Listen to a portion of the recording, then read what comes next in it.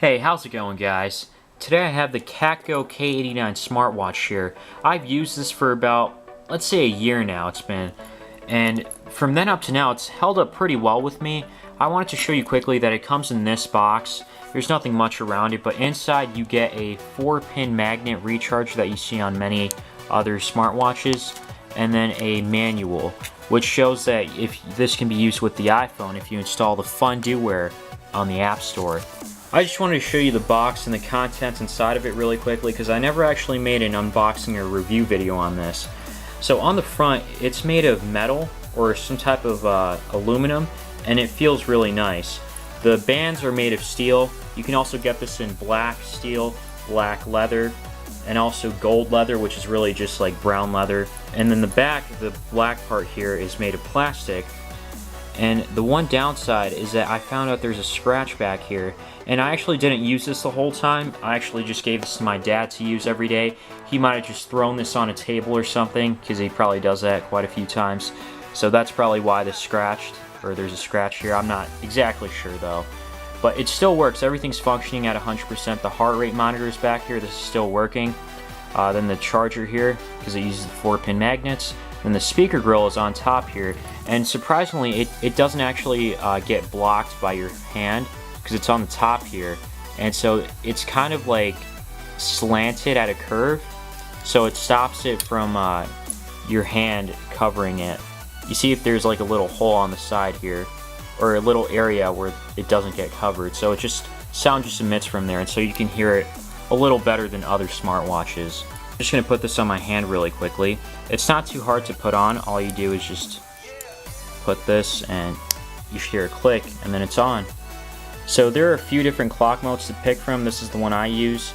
Then there's also this one if you want it. It goes down by every second. This side, the outline, becomes in like light green. Then we have this blue one here. This also looks pretty nice. It shows you the battery, the pedometer, which doesn't really work, and then whether it's connected to Bluetooth or not. This one you have right here too, it shows the same stuff but no pedometer. Doesn't matter because it doesn't work either way. And then you have one with the soccer ball.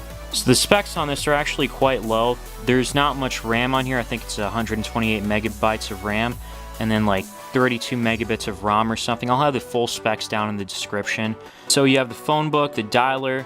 The one thing about the dialer here is that the keys are kind of big. They're big enough to type on, so that's a good thing. You can click this as like a back button. It takes you all the way back to the clock. Then you have the call logs. You can check your messages. The messages are empty for me right now. Now I don't believe that you can send messages on here, but you can at least receive notifications and send calls, you know, as well as talk on here. The button on the side here is not actually a crown or anything. It's just a regular button. Then you have find device. So if you want to find your phone, you can press start here, and you have to be connected to Bluetooth for it to work. Then swipe from left to right to go back to all the other apps. And this shows you all the notifications that show up.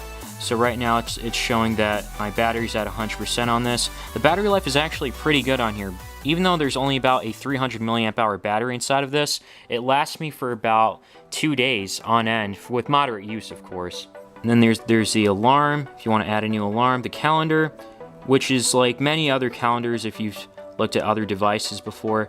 And one thing I gotta mention is that the one downside you might notice is that the display has like some kind of thick side bezels here, because the black part is just bezel, and that just kind of looks unappealing.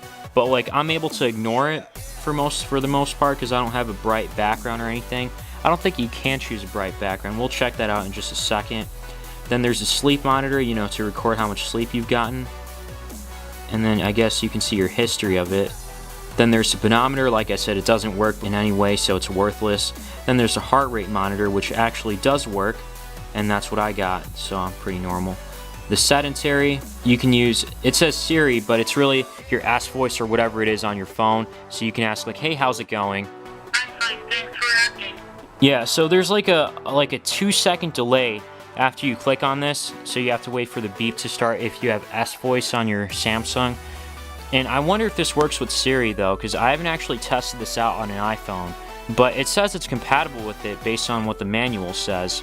Then there's voice memo, so you can record your voice here. So I have some here, if we check one out. Okay, so this is what my voice sounds like when I'm at a known distance. So that's basically what the microphone will sound like to the other person on the other side on a phone call, for example. And you can also delete this. So the voice does it gets decently loud. I mean, the person, when I tried it, I don't think I had a problem when the person I was talking to, he could hear me well. But then I couldn't hear him 100% of the time, even though the speaker is on the side, emitting from the side. It's good in like quiet spaces, like, you know, in your car, for instance. Then there's a clock, so you can change the settings if you want. The stopwatch, motion. So there's flick to unlock on here. See, like sometimes one problem with this is that you have to like be firmly press it. I'm not sure exactly. I don't think it gets unresponsive. It's something else. You have flip to mute incoming call, flip to mute alarm, the wake up gesture, switch shake to switch main menu, which is basically like if you want to go to the settings upwards or the apps up, you just flick your hand up, and then shake to answer the call. So we're going to try wake up gesture in just a moment. And then you have power saver if you want to save battery. So I think I might have had it on, so that's why it's lasted so long, for like 2 days on end. Then there's a calculator.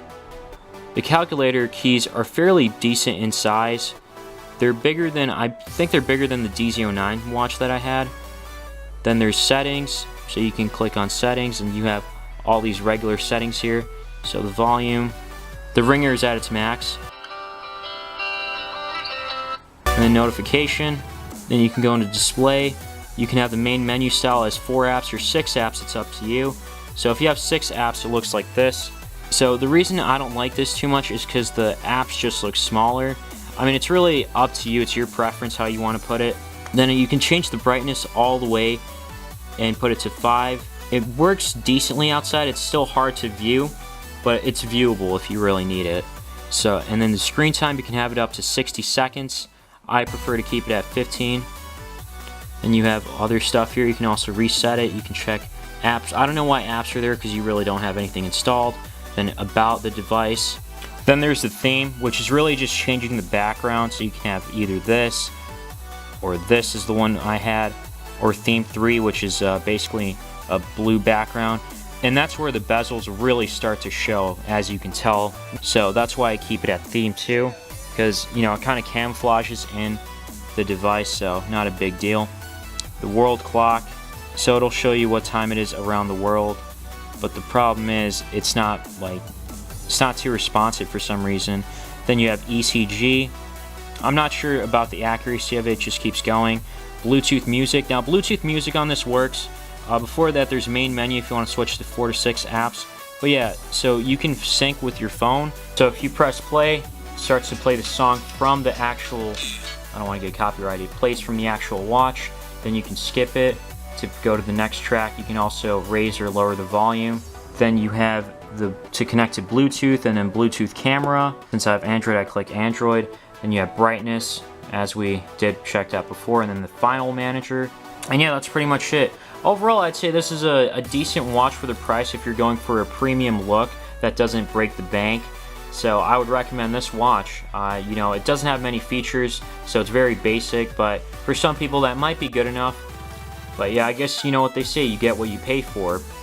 And yeah, I'd recommend this as a gift too, especially to like a parent who's not really good with smartphones and stuff, or electronic devices, or probably a kid as their first gift, you know, not a bad choice. But yeah, that's going to be it for this one. Let me know what you guys think in the comments down below.